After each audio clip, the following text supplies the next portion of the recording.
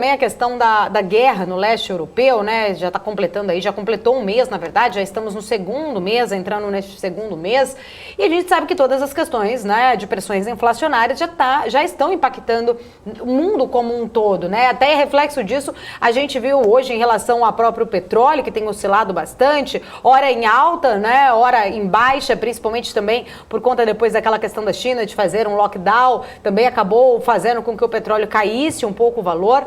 Mas ele tem oscilado muito e a gente também tem visto algumas medidas, como o Joe Biden hoje acabou anunciando aí a liberação da sua reserva de estoque de petróleo para tentar segurar um pouco mais dessa pressão inflacionária. Pensando nesse contexto, né, o Igor, da guerra aí como um todo, para a gente tentar projetar, né, exatamente um cenário internacional com o impacto desses conflitos, como que deve ficar até a própria economia da Rússia, por exemplo, com o isolamento e com questão das sanções, né? A aproximação da China aí, por exemplo, poderia ajudar a aliviar um pouquinho essa pressão sobre a economia da Rússia?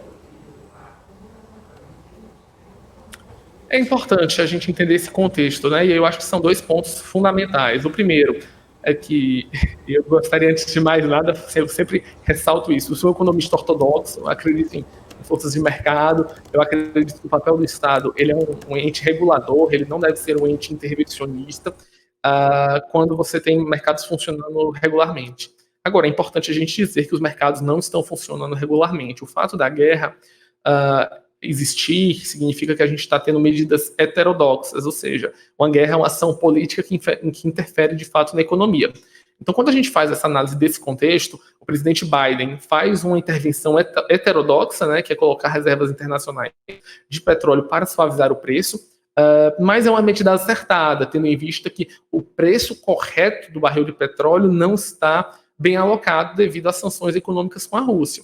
Então, quando a gente fala aqui no Brasil o novo presidente da Petrobras, né, o doutor, me falhou o nome agora, que vai assumir agora, ele tem uma política muito específica voltada para os subsídios temporários do petróleo junto à Petrobras, baseado nos royalties e lucros exclusivos do governo, não interferindo diretamente na distribuição de ativos, da distribuição de lucros, né, dos acionistas privados. Então, acho que aí tem um sentido correto que pode ajudar a precificação da Petrobras. Por outro lado, ele também fala sobre a privatização das refinarias, tornar o mercado de refino mais aberto. Isso sim resolveria o problema de custos e de concorrência no mercado de gasolina e de diesel a longo prazo. Então, esse é um ponto importante para ser dito, que pode ser positivo no longo prazo se ele conseguir fazer essas duas reformas.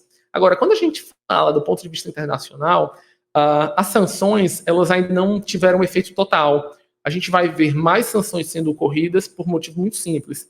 Apesar do acordo que vai ser colocado com a Ucrânia e deve ser acordado, isso é uma questão de tempo, o que a gente vai ver vão ser sanções aumentando ou continuando como estão. Ato contínuo, a própria Rússia vai criar suas sanções contra o que eles chamam de nações inimigas da Rússia. O Brasil não faz parte, mas a União Europeia, Estados Unidos, Japão estão nessa lista. Então, provavelmente o mercado de commodities vai sofrer com isso, porque a Rússia não vai vender para esses países. Então, a gente deve ter uma pressão ainda maior no mercado de commodities, o que valoriza o Brasil, obviamente. Agora, o que a gente deve ocorrer daqui para frente é, se a Rússia começar a fazer suas próprias sanções com o Ocidente, a gente tem um primeiro fato. A sua economia ela não é complementar na sua totalidade da China. Então, a gente não pode dizer que a China vai suprir totalmente a Rússia de seus bens e serviços que ela precisa. Parte, sim, por exemplo, operações de bandeiras de cartão de crédito, a China tem uma operação muito boa com isso, mas outros pontos não. Então, a economia russa deve ter um problema sério nesse ano, há previsões de até queda de 15% a 20%. E o que isso afeta no Brasil? Afeta que a gente pode continuar a ver um aumento dos preços de commodities. Esse aumento de preços de commodities deve levar a uma continuidade de inflação, isso no planeta inteiro, mas valoriza a balança comercial brasileira e pode sim, é uma possibilidade, não é uma certeza, continuar essa queda no nível do dólar, né? Porque a gente pode ter mais investidores olhando para o Brasil, apesar do movimento de eleições. É uma questão basicamente simples.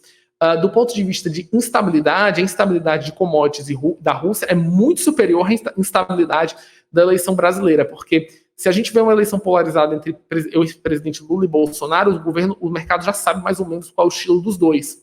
Então isso é previsível. A gente não sabe o que é previsível, são os desdobramentos de uma continuidade da guerra. Esse é o problema. Agora, quando a gente fala de mercados, né, e de investimentos futuros, o que a gente deve ter é uma valorização dessas empresas estrangeiras e nacionais de exploração de commodities, uma valorização das empresas aeromilitares, das empresas de armas, do setor militar internacional americano e europeu, também vai ter uma valorização muito forte. Agora, para o Brasil, talvez esteja uma oportunidade. Por quê? Porque a Europa vai procurar em todos os países oportunidades de substituir sua dependência europeia em todos os flancos, sua dependência russa em todos os flancos. A gente tem um acordo Mercosul-União Europeia que pode, em parte, ajudar a substituir essa dependência da União Europeia, que precisa ser ratificado. Então, talvez os conflitos relacionados à Amazônia sejam amenizados em troca de um objetivo maior, que seria a cadeia de suprimentos da indústria europeia. Basicamente, o Brasil tem o Mercosul tem uma capacidade de suprir grande parte, né, desses bens, mas não a sua totalidade em quantidades. Mas já é um começo, né? Já é um começo para a União Europeia. E um ponto mais nevrálgico, que é a questão do gás, a gente pode utilizar o gás produzido pela Bolívia, basta uma ratificação do Mercosul pela entrada da Bolívia dentro do grupo, e eu acho que isso pode ser também uma vantagem para aumentar as exportações do grupo e ter também uma queda de preços de produtos europeus. Então, acho que, apesar dos problemas com o conflito da Ucrânia, vão ter oportunidades que vão surgir do meio do ano para o final, porque quando o conflito de fato acabar, as novas negociações econômicas, dado a realidade de sanções de um lado e de outro, vão abrir flancos de negócios para o mundo inteiro.